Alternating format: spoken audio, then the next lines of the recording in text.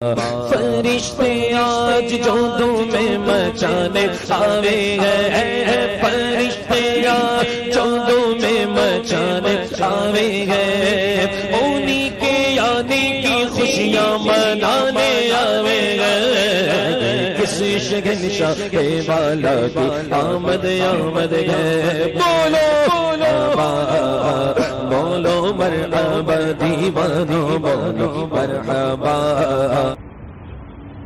بعد توفیق قیمت والو شمع رسالت کی پروانوں، السلام علیکم ورحمۃ اللہ وبرکاتہ۔ الحمد للہ نحمده ونستعینه ونستغفره ونؤمن به ونتوکل علیہ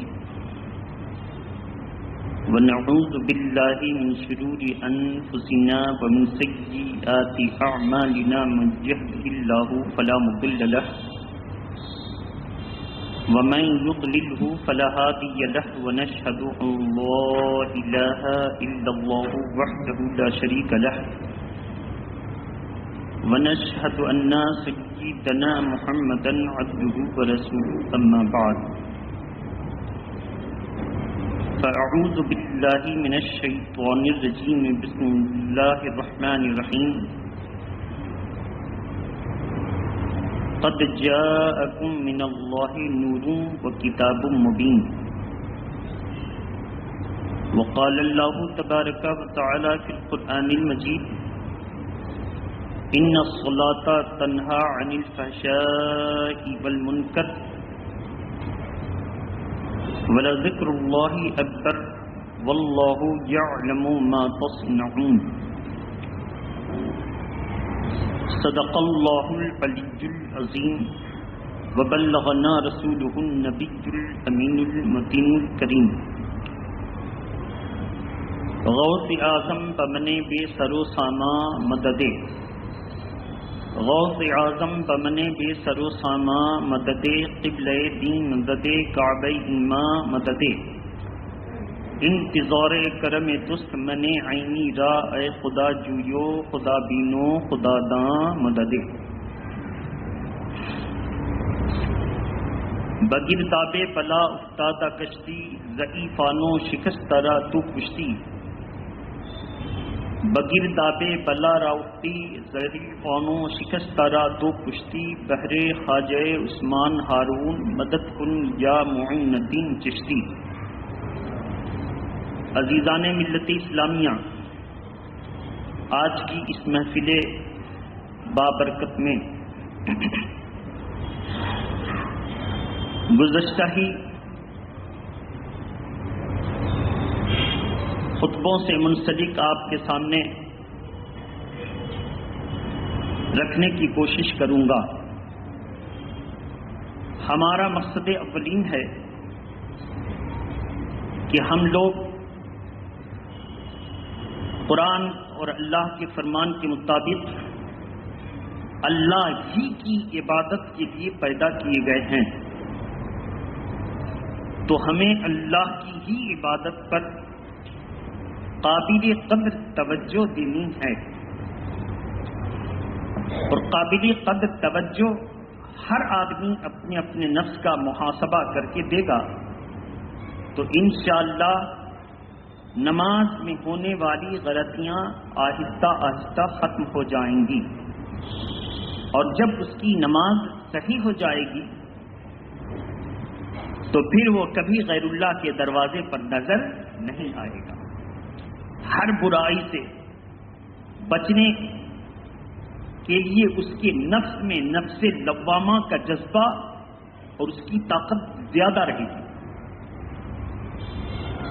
نفس مطمئنہ، نفس لوامہ، نفس امارہ، نفس امارہ ہر وقت گناہوں کی دعوت دیتا رہتا ہے، ہر گناہ کی چیز کو خوبصورت بنا کر پیش کرتا ہے، اور آدمی اس نفس کی شرارت کے سامنے سرنگو ہو کر کے وہ کام کو کرنے لگتا ہے، اور اس کی طبیعت چونکہ گناہ کی خوگر اور عادی ہو گئی ہے تو وہی اس کو اچھا لگتا ہے. لیکن اگر قرآن پڑھا جائے، نماز کی پابندی کی جائے، سرکار دو عالم نور مجسم صلی اللہ تعالی وسلم کے میلاد کی محفل میں بیٹھ کر کے ان کی نورانی باتوں کو سن سن کر کے اپنے دل کو اسی لہجے میں ڈھال لیا جائے تو پھر اس کا نفس لوامہ ایکٹیو اور کارآمد ہو جاتا ہے. اور نفس لوامہ جب متحرک، فعال، ایکٹیو اگر ہوگا تو ہر برائی کے کرنے سے پہلے خود اس کا دل کوسے گا کہ یہ غلط ہے. اور جب دل میں یہ جذبہ پیدا ہوگا کہ یہ غلط ہے تو انشاءاللہ غلط کو غلط اس کے دل کے جذبات میں جب یہ بات آئے گی تو دھیرے دھیرے غلطی کو غلطی اور صحیح کو صحیح سمجھنے لگے گا. اور اگر اس میں کامیاب ہو گیا تو پھر اللہ تبارک تعالیٰ اس کو نفس مطمئنہ سے مالا مال کر دیتا ہے. اور جب نفس مطمئنہ سے مالا مال ہو جاتا ہے تو کامل انسان کے زمرے میں چلا جاتا ہے. لہذا میری تقریر کا کچھ حصہ نماز سے متعلق ہوگا اور کچھ حصہ جن کے صدقے میں نماز ملی ہے ان سے متعلق ہوگا. محبت کے ساتھ درود شریف پڑھیں. اللہم صل علی سیدنا و مولانا محمد وعلی آلہ واصحابہ وبارک وسلم. صلاۃ و سلام علیک یا رسول اللہ صلی اللہ علیہ وسلم. تو عزیزان ملت اسلامیہ، ایک دم جلدی سے ہم اور آپ پرانا سبق دہرا لیں. سب سے پہلے طہارت اکبر غسل کو کہتے ہیں. غسل میں 3 چیزیں فرض ہیں: کلی کرنا، ناک میں پانی چڑھا کر صاف کرنا، اور سر کے بال سے لے کر پیر کے ناخن تک ہر حصے پر پانی بہانا. 3 فرض. وضو میں 4 فرائض: پورے چہرے کا دھونا، دونوں ہاتھ کے منہ سمیت دھونا، چوتھائی سر کا مسح کرنا، دونوں پیروں کو ٹخنے تک دھونا. اور اس کے علاوہ جتنی باتیں وضو میں ہیں وہ سب سنت یا مستحب. آپ کو میں نے کہا تھا کہ جب وضو میں 4 فرض ہے اور فرض کی شروعات کہاں سے ہو رہی ہے؟ چہرہ کے دھونے سے. زور سے بولیے ذرا. فرض کی شروعات. لیکن جب آدمی بیٹھتا ہے وضو کرنے کے لیے تو پہلے ہاتھ گھٹوں تک دھوتا ہے. گھٹوں تک دھونے کے بعد پھر اس کے بعد کلی کرتا ہے، ناک میں پانی چڑھاتا ہے. تو فرض کے قریب جانے سے پہلے یہ 3 عمل کرتا ہے. اس کو کیا کہیں گے؟ سنت. اس کو کیا کہیں گے؟ ایک دم جلدی سے ہم لوگ اس کو پار کر دیں. اب اس میں حکمت کیا ہے؟ پانی کے 3 اوصاف. کتنے؟ پانی کی 3 صفتیں، پانی کی 3 خاصیتیں. ان پانی کی تینوں خاصیتوں کا درست ہونا صحت وضو کے لیے ضروری ہے.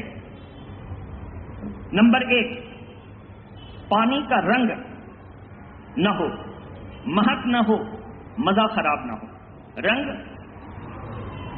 رنگ، مزہ، مہک. رنگ، مزہ، مہک. اگر یہ تینوں کوالٹی، تینوں اوصاف اس کے درست ہیں تو وہ پانی طاہر بھی ہے، مطہر بھی ہے. طاہر بھی ہے، مطہر بھی ہے. طاہر کا مطلب خود پاک اور مطہر کا مطلب پاک کرنے والا. طاہر کا مطلب خود پاک اور مطہر کا مطلب. اب طاہر پانی ہے لیکن مطہر نہیں. دوسرے وضو کریں گے تو وضو نہیں ہوگا. کیا مثال میں اس کی؟ جیسے آپ نے بالٹی میں سے جگ نکالنے کے لیے بغیر ہاتھ دھلے ہوئے بے وضو ڈال دیا اور آپ کی کچھ انگلیاں یا جسم کا ہاتھ کا کچھ حصہ پانی میں چلا گیا. اب وہ پانی کیا ہے؟ پاک تو ہے لیکن پاک کرنے والا. زور سے بولیے. کیوں؟ کیونکہ وہ استعمال ہو گیا. بے وضو ہاتھ چلا گیا تو استعمال ہو گیا. اس میں ایک مسئلہ بتا دیں. بعض لوگ گلاس اور لوٹے کو ایسے پنجے سے پکڑ کے اٹھاتے ہیں، پنجے سے، تو بعض لوگ کہتے ہیں کہ پانی مکروہ ہو گیا. پانی مکروہ نہ ہوا. ایسے پنجے سے اٹھانے سے پانی مکروہ نہیں ہوگا، کسی کتاب میں نہیں لکھا. اس کو ذہن نشین کر لیں. پنجا سے اٹھانے سے پانی مکروہ نہیں ہوگا، پانی پاک. کب مکروہ ہوگا؟ جب ہمارے ہاتھ کا دھلا ہوا پانی اس پانی کے اندر مل جائے گا. بہت تیزی سے آگے نکلیں. تو اللہ کے پیارے رسول نے فرما دیا کہ اے میرے غلاموں، جب تم اللہ کا فرض شروع کرو گے چہرہ سے تو پہلے میری سنتوں پر عمل کرتے ہوئے قریب جاؤ فرض کے. یا رسول اللہ اس میں حکمتیں کیا ہیں؟ آقا فرماتے ہیں جب تم ہاتھ دھلو گے تو پانی کا رنگ سمجھ میں آئے گا، بات آ جائے گی کہ کوالٹی اچھی ہے وضو کر لیں. جب تم کلی کرو گے تو مزہ سمجھ میں آ جائے گا، بات آئے گی کہ کوالٹی اچھی ہے وضو کر لیں. جب تم ناک میں پانی چڑھا کر استنشاق کرو گے، ناک صاف کرو گے تو مہک کی وجہ سے سمجھ لو گے کہ پانی کی کوالٹی اچھی ہے. جب تمہارا دل اس بات پر متفق ہو جائے کہ پانی کے اوصاف وضو کے قابل ہیں، اب تم اللہ کا فرض ادا کرو.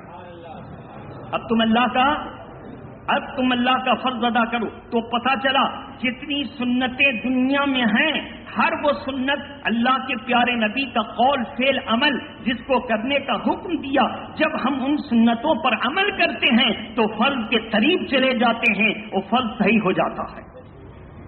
آگے بڑھیں، درود شریف پڑھیں. اللہم صلی علی سیدنا و مولانا محمد وآلہ وصحبہ وبارک وسلم. صلاۃ و سلام علیکہ یا رسول اللہ صلی اللہ علیہ وسلم. اب دیکھیے وضو کے مسائل بتا رہے تھے، لیکن ذرا سا دھیان دے کے سنیے گا. اللہ کی یاد آ رہی ہے کہ نہیں؟ رسول اللہ کا ذکر ہو رہا ہے کہ نہیں؟ پتہ یہ چلا دنیا میں کوئی عبادت کا کام ایسا نہیں ہے جس میں اللہ اور رسول اللہ کا ذکر نہ ہوتا ہو. یہی خالی ذکر ہے. ہم کچھ بھی کریں اس میں رسول اللہ کی یاد آ کر ہمیں ضرور تڑپائے گی. رسول اللہ کی یاد آ کر ہمیں ضرور تڑپائے گی. اس لیے جس بدتمیز وہابی دیوبندی نے کہا کہ محمد الرسول اللہ ایک میڈییٹر کی حیثیت سے آئے، اللہ کے پیارے نبی ایک ڈاکیا کی حیثیت سے آئے، تو ڈاکیا کا کام کیا ہوتا ہے؟ آپ کی امانت کو آپ کے ہاتھ میں دے کر چلا گیا، اس کی ڈیوٹی زور سے بولیے.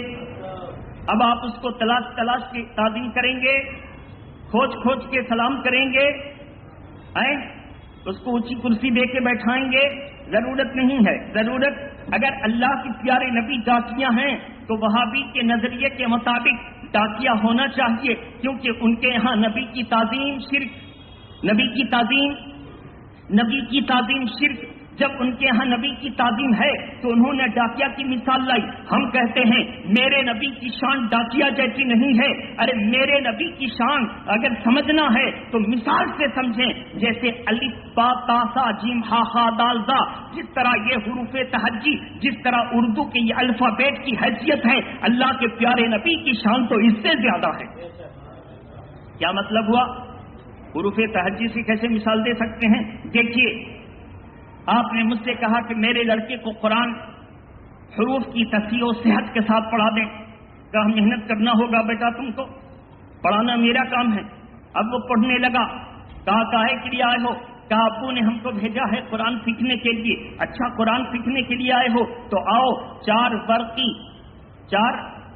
ورقی قاعدہ لے کر، پلاسٹک والا لے کر آ جانا، قاعدہ بغدادی لے کر آ جانا. الف با تا سا پڑھایا گیا، پھر قاعدہ بغدادی آئی، الف با تا سا پڑھایا گیا، پھر یسن القرآن آیا، الف با تا سا پڑھایا گیا، پھر سنی تعلیم القرآن آئی، الف با تا سا پڑھایا گیا. اس کے بعد جب پڑھا دیا گیا، اس کے بعد اما پارا میں آیا، الحمدللہ پڑھ رہا ہے. اب اس کا باپ ایک دن آیا، اس نے کہا کہ مولانا صاحب کہا تھا قرآن پڑھانے کے لیے، ابھی تک آپ الف با تا سا پڑھا رہے ہیں، ابھی تک الف با تا سا پڑھا رہے ہیں. آخر یہ حروف تہجی سے جان چھوٹے گی کیسے؟ اب آپ قرآن پڑھانے لگے ہیں، الف لام میم ذالک الکتاب لا ریب فیہ ھدی للمتقین۔ مولانا صاحب یہاں پر بھی آپ الف کا استعمال کر رہے ہیں، وہی حروف تہجی لام کا استعمال کر رہے ہیں، وہی حروف تہجی میم کا استعمال کر رہے ہیں۔ اب بتائیے کہ یہ حروف تہجی اگر یہ میڈیٹر اور ڈاکیا ہے تو اس سے جان چھوٹے گی کیسے؟ کہا پیارے یہ حروف تہجی میڈیٹر اور ڈاکیا نہیں ہے، یہ قرآن کے سمجھنے کے لیے ضروری ہے۔ تو بھلے پورا قرآن حفظ کر لے، تو بھلے قاری بن جا، تو بھلے عالم بن جا، لیکن حروف تہجی سے تیری جان نہ چھوٹے گی، کیونکہ تو جتنا قرآن پڑھے گا حروف تہجی کی ضرورت ہوگی، حروف تہجی کا تو جو ہے محتاج ہوگا۔ بلا تشبیہ و تمثیل ہم جتنے ترقی کر جائیں لیکن اللہ کے پیارے رسول کی محتاجی ہوگی، کیونکہ جب حروف تہجی ہر جگہ ہے تو میرے رسول کی ضرورت ہر جگہ ہے۔ میرے رسول کی ضرورت، میرے رسول کی ضرورت، میرے رسول کی ضرورت ہر جگہ ہے۔ درود شریف پڑھی، اللہم صل علی سیدنا و مولانا محمد الجود والکرم وآلہ وصحبہ وبارک وسلم، صلاۃ و سلام علیک یا رسول اللہ صلی اللہ تعالی علیہ وآلہ وسلم۔ تو عزیزان ملت اسلامیہ، اللہ کے پیارے نبی میڈیٹر ڈاکیہ نہیں، اللہ کے پیارے نبی وہ ہیں کہ اللہ سے جدا نہیں کیا جا سکتا، اللہ سے جدا نہیں کیا جا سکتا۔ جس نے جدا کرنے کی کوشش کی وہ اسلام سے جدا ہو گیا، جس نے جدا کرنے کی کوشش کی وہ اسلام سے جدا ہو گیا۔ آپ کہیں گے کیسے ایسا ہو سکتا ہے؟ کہا ذرا مثال کی دنیا میں اتر کے دیکھیے۔ ایک ایسا لڑکا تھا جو بھینگا تھا، ایک کو دو دیکھتا تھا، ایک کو ایسا ہوتا ہے۔ اللہ ہر مومن مسلمان سنی سیدہ سیدہ کو اس بیماری سے بچا کے رکھے۔ آنکھ ذرا دبی ہوتی ہے تو وہ ایک کو، اور نفس کی بیماری ہوتی ہے، نیورو سرجیکل ڈپارٹمنٹ میں اس کا علاج ہے، تو وہ ایک کو دو دیکھتا ہے، وہ ایک کو دو دیکھتا ہے۔ ایسے ہی شاگرد مل گیا استاد کو، کہا بیٹا تاپ پہ گلاس رکھا ہے، پانی ڈال کر کے لاؤ۔ تو آ کے کہتا حضور تاپ پہ تو دو گلاس ہے، کس گلاس میں پانی لائیں؟ تاپ پر اب یہ تو سامنے دیکھ رہے ہیں کہ تاپ پر ایک گلاس ہے۔ کہا بیٹا ایک کو توڑ دو اور ایک میں پانی لے آؤ، ایک کو اور ایک میں پانی لے آؤ۔ اس بھینگے نے ایک کو دو دیکھا، الگ الگ دیکھا، بولو ایک کو الگ الگ دیکھا، ایک کو اٹھایا استاد ٹوٹی توڑ دیا۔ جب ایک ٹوٹا تو دونوں ٹوٹتا نظر آیا، ایک ٹوٹا تو دونوں ٹوٹتا نظر آیا۔ بلا تشبیہ و تمثیل تم اللہ کے پیارے نبی کی ذات سے اللہ کو توڑنے کی کوشش کرو گے تو اللہ کو بھی چھوڑ بیٹھو گے، اللہ سے بھی جدا ہو جاؤ گے۔ پتا چلا یہ دو کی تفریق نہیں، ایک اللہ نے ایک نبی کو بھیجا، نہ میرے رب کی کوئی مثال، نہ رسول کی کوئی مثال، نہ رب کی کوئی مثال، نہ رسول کی کوئی طرح۔ ایکم مثلی، تم میں سے کون ہے جو میری طرح ہے؟ یہ میرے رسول کا فرمان ہے۔ درود پاک پڑھیں، اللہم صل علی سیدنا و مولانا محمد و آلہ وصحبہ وبارک وسلم، صلاۃ و سلام علیک یا رسول اللہ۔ اب آئے ہم قرآن کی طرف، نماز پڑھانے لگے، جہری نماز تھی، مغرب کا وقت تھا۔ جیسے ہم نے قرأت شروع کی، جس کا صحیح لفظ کیا ہے قراءت، زور سے بولیے، قراءت ہو رہی ہے، کیا بولیں گے؟ ہم لوگ شارٹ میں قرأت ہو رہی بول دیتے ہیں، قراءت ہو رہی ہے۔ القراءۃ والقرآن یہ مصدر ہے، قرأ یقرأ کا۔ بہرحال تو میرے محترم بزرگوں دوستو، اب جیسے میں نے سورہ فاتحہ شروع کی، سورہ فاتحہ ختم ہو گئی، ترجمہ آپ کو بتا دیا۔ اب کہاں سے ہم سورہ پڑھیں؟ ایک سورہ ملانا واجب، بولو ایک سورہ ملانا، 3 آیتوں کا ملانا واجب۔ اب میں نے پڑھا الم نشرح لک صدرک ووضعنا عنک وزرک الذی انقض ظہرک۔ جیسے ہی میں نے پڑھنا شروع کیا، کسی نے کہا کہ دیکھو یہ تو قرآن پڑھ رہے ہیں، مگر اتفاق سے وہ عالم تھا، مولانا نہیں۔ کیا تھا وہ عالم، مولانا نہیں۔ اگر مولانا ہوتا تو حق پر ہوتا، مولانا ہوتا تو عالم تھا۔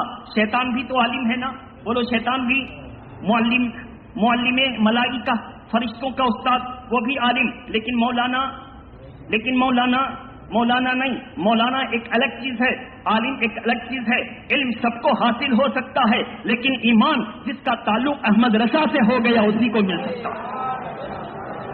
علم سب کو حاصل ہوگا، لیکن اگر انڈیا سے باہر ہو تو جس کا تعلق غوث اعظم سے مل گیا اسی کو علم حاصل ہوگا. علم سب کو ملے گا، لیکن اگر انڈیا سے باہر ہو تو جس کا تعلق حسین سے ہوگا اسی کو علم ملے گا. علم تو سب پڑھتے ہیں، لیکن جس کا تعلق علی سے ہوگا علم اسی کو ملے گا. علم تو سب پڑھتے ہیں، لیکن جس کا تعلق عمر فاروق اعظم سے ہوگا، عثمان غنی سے ہوگا، صدیق اکبر سے ہوگا، وہی مولانا ہوگا. پتہ چلا جس کی نسبت اچھوں سے ہے وہ مولانا ہے، اور جس کی نسبت کٹ گئی وہ عالم تو ہو سکتا ہے، مولانا نہیں ہو سکتا ہے. کیوں نہیں ہو سکتا؟ کیونکہ اللہ تبارک و تعالیٰ نے قرآن مجید میں ہم سب کو سکھایا انت مولانا فانصرنا علی القوم الکافرین. تو میرا مولانا ہے. کیا ہے وہ؟ اللہ کیا ہے میرا؟ اللہ میرا مولانا ہے. اللہ میرا مطلب اللہ میرا مددگار ہے. اللہ میرا تو مسلمان کا مددگار کوئی بد مذہب، مسلمان کا مددگار کوئی وہابی، مسلمان کا مددگار کوئی شیعہ، مسلمان کا مددگار کوئی بد مذہب نہیں ہو سکتا. مسلمان کا جب بھی مددگار ہوگا وہی ہوگا جس کا تعلق احمد رضا سے ہے، جس کا تعلق خواجہ پیا سے ہے، جس کا تعلق امام اعظم سے ہے، جس کا تعلق حضرت علی سے ہے، جس کا تعلق ابو بکر صدیق سے ہے. جب ان سے تعلق مل گیا تو اس کا شجرہ رسول اللہ سے مل گیا. تو میرے محترم بزرگوں اور دوستوں، میں نے شروع کر دیا سورہ فاتحہ ختم. اب ایک سورہ ملانی ہوگی، الم نشرح لک صدرک. اب جیسے میں نے پڑھنا شروع کیا، پیچھے کھڑا تھا بغض و حسد لے کر کہ نبی کی شان کو گھٹانے کے لیے جو آیت کریمہ ملے گی اس کو استعمال کر کے لوگوں کو بتائیں گے نبی اب کو اپنی طرح سمجھو، بلکہ اس سے بھی کم سمجھو، یا بتائیں گے. مگر یہ مولانا کے پیچھے جب نماز پڑھتے ہیں تو یہ کبھی نبی کی تعریف والی آیت کریمہ پڑھ رہا ہے، کبھی نبی کی شان بڑھانے والی آیت کریمہ پڑھ رہا ہے، کبھی نبی کی شان کو دوبالا کرنے والی آیت کریمہ پڑھ رہا ہے. تو آخر کیوں؟ اس لیے ہم نے پڑھا الم نشرح لک. اللہ تبارک تعالیٰ نے میرے رسول کی شان کیا فرمائی وہ دیکھیں. حضرت ابراہیم علیہ السلام کی زبان میں لکنت آ گئی. زبان میں زور سے بولیے. لکنت منے رکاوٹ. سلاست کے پڑھنے کے وقت زبان ساتھ نہیں دیتی، رکاوٹ آ جاتی. رکاوٹ کیسے آئی؟ حضرت موسیٰ علیہ السلام جب دریا میں بہتے ہوئے فرعون کے محل میں اس نہر کے ذریعے چلے گئے تو فرعون نے حضرت موسیٰ علیہ السلام کو اس بکسے سے نکالنے کا حکم دیا. بکسا تھا، نکالا گیا، کھولا گیا، دیکھا ایک بچہ ہے، بڑا خوبصورت بچہ. فرعون کی بیوی اس نے بڑی محبت سے اس کو گود میں لے لیا. اس نے کہا کہ حضور آپ کو کوئی اولاد نہیں ہے، اگر یہی بچہ پال لیں تو کتنا اچھا ہے، یہی بچہ پال لیں. وہ موسیٰ علیہ السلام کی ماننے والی تھی، موسیٰ علیہ السلام پر ایمان لانے والی تھی، اگلے نبیوں کی عزت کرنے والی تھی. کہا یہی بچہ کو پال لیتے ہیں. بچہ کو لے لیا گیا اور فرعون کو دفعہ کہا گیا اس کو ذرا اپنے ہاتھ میں لے لیجیے نا، اس کو گود میں اٹھائیے. فرعون جیسے گود میں اٹھایا، فرعون کی ناپاک داڑھی کو پکڑ کر اس بچے نے ایک تماچا مارا. فرعون لرز گیا، کہا کہ یہ وہی بچہ ہے جس کے ہاتھوں سے میری سلطنت تباہ ہوگی، یہ وہی بچہ ہے. کہا رے ایسا کیسے ہو سکتا ہے؟ آپ کے نجومیوں نے کہا تھا کہ وہ آپ کے حدود سلطنت میں پیدا ہوگا اور فرعون کی تباہی کا سبب بنے گا. یہ بچہ تو دریا کے حوالے کہیں کہیں سے آ گیا ہے، یا آپ کی سلطنت کا ہے نہیں، آپ کو پاس تو کوئی ثبوت نہیں، پھر یہ وہی بچہ کیسے ہو سکتا ہے؟ کہا کہ نہیں، میں ایگزام کروں گا، امتحان کروں گا. کہا کریے. ایک طرف لال کیا لام عین لام لال رکھا گیا اور ایک طرف آگ رکھی گئی. بچے کا امتحان حضرت کیوں رکھا گیا؟ بچے کو چٹک مٹک دیکھ کر پکڑنے کی عادت، لپکنے کی عادت، چھو کے منہ میں ڈالنے کی عادت. بچے کو کچھ بھی دیجیے منہ میں ضرور لے گا، بولے منہ میں ضرور لے گا. بس انہوں نے بچپنا میں اور بچے کی عادت کہ چمکنے والی چیز کی طرف بڑھے گا، چمکنے والی چیز کی طرف. لیکن حضرت موسیٰ علیہ السلام نے اسی بچے کی فطرت پر عمل کرتے ہوئے لال کی طرف ہاتھ بڑھایا. کس کی طرف؟ لال کی طرف حضرت جبریل نے ان کا ہاتھ پر مار کر کے آگ کی طرف کر دیا. آگ اٹھایا منہ میں رکھا, زبان میں اثر ہو گیا, زبان میں اثر ہو گیا, اس کی وجہ سے لکنت تھی. تو حضرت موسیٰ علیہ السلام نے دعا کی. کیا دعا کی؟ رب اشرح لی صدری ویسر لی امری واحلل عقدۃ من لسانی یفقہوا قولی. اے میرے مولا, میرا سینہ کو کشادہ فرما دے, میرا سینہ, تاکہ تیرے کلام, تیرے وحی کو ہم سینے میں سمو سکیں. میرے موسیٰ نے دعا کی کہ میرا سینہ کشادہ فرما دے, میرے سینے میں صلاحیت عطا فرما. لیکن قربان جائیے, موسیٰ وہ جو دعا کریں کہ میرا سینہ کشادہ فرما دے, اور سید موسیٰ محمد الرسول اللہ وہ جو دعا نہیں کرتے ہیں. اللہ تبارک تعالیٰ خود بڑھ کر فرماتا ہے, الم نشرح لک صدرک, کیا میں نے آپ کا سینہ کشادہ نہ کیا, کیا شرح صدر نہ کیا. پتا چلا موسیٰ مانگے تو ملے, میرے آقا کو بے مانگے اللہ عطا کر رہا ہے. موسیٰ طلب کرے تو طلب پوری کر دی جائے, میرے آقا طلب نہ کرے تو اللہ اپنے فضل سے عطا فرما رہا ہے. یہ موسیٰ کی شان ہے اور یہ سید الانبیاء کی شان ہے. تو میرے محترم بزرگوں, دوستو, اب الم نشرح لک پڑھنا شروع کیا. ہر سورہ سے پہلے کیا پڑھیں گے؟ زور سے بولیے, بسم اللہ الرحمن الرحیم. شارٹ کٹ میں اس کا نام کیا ہے تسمیہ. کیا نام ہے؟ ہر سورہ سے پہلے بسم اللہ یعنی تسمیہ پڑھیں گے. پڑھ لیا الم نشرح لک صدرک ووضعنا عنک وزرک الذی انقض ظہرک. پڑھتے چلے جا رہے ہیں, نبی کی تعریف ہوتی چلی جا رہی ہے. نبی کی تعریف ہوتے ہوتے پہنچے ورفعنا لک ذکرک, ہم نے آپ کے لیے آپ کا ذکر بلند کیا. اب وہابی جل گئے, دیوبندی ڈھونگ گئے, یہ سارے جل ڈھونگ کر کے کہتے ہیں بھائی قرآن میں جہاں دیکھو وہاں نبی کی شان بتائی جا رہی ہے. تو پتا چلا قرآن مجید جب جب تم پڑھو گے نبی کی شان آتی رہے گی, پڑھتے رہو گے, اسی شان سے پڑھ کر کے اٹھو گے تو قرآن سمجھ میں آئے گا, ہدایت یافتہ ہو جاؤ گے. لیکن نبی کے قرآن کو پڑھنے کے لیے جب دل میں گندگی ہوگی, بغض ہوگا, شیطان سے دوستی ہوگی, اور وہی قرآن پڑھو گے تو پڑھنے والا چونکہ اس کا مزاج خراب ہے تو اور بیمار پڑ جائے گا اور وہاں بھی بن جائے گا. گھی کا استعمال صحت بخش ہے یا نہیں؟ بولیے زور سے. گھی کا استعمال صحت بخش ہے, لیکن گھی کے اس گن کو, گھی کے اس نفع کو, گھی کے اس افادہ کو حاصل کرنے کے لیے طبیعت کا صحیح ہونا ضروری. زور سے بولیے. اگر معدہ خراب ہو تو گھی ہضم ہوگا, معدہ خراب ہو تو, اور اگر مزاج خراب ہو, سردی جیسا من لگ رہا ہے تو پانی میں مزہ آئے گا, پانی پینے میں اچھا لگے گا. پتا چلا کہ اگر طبیعت خراب ہو تو گھی فائدہ نہیں, اگر معدہ خراب ہو تو گھی فائدہ نہیں دیتا, طبیعت مزاج خراب ہو تو پانی فائدہ نہیں دیتا, اور اگر پیٹ ہی خراب ہو تو دوا فائدہ نہیں دیتی. پتا چلا ان سب کا فائدہ اٹھانے کے لیے صحت مند ہونا ضروری ہے. تو اللہ کے پیارے نبی نے پیدا کر دیا, کہیں غوث اعظم کو طبیب بنا کر بھیجا, کہیں خواجہ غریب نواز کو طبیب حاجت بنا کر بھیجا, کہیں احمد رضا کو طبیب بنا کر بھیجا, کہیں اختر رضا کو طبیب بنا کر بھیجا. کہا کہ جب مزہ بگڑ جائے تو ان طبیب کے پاس چلے جانا, ان دکتور کے پاس چلے جانا, ان ڈاکٹروں کے پاس چلے جانا. تیرا تعلق جب ان سے ہو گیا تو جتنی خرابیاں ہیں دور ہو جائیں گی. اب گھی بھی مزہ دے گا, پانی بھی مزہ دے گا, اور جب ان سے تعلق توڑ دے گا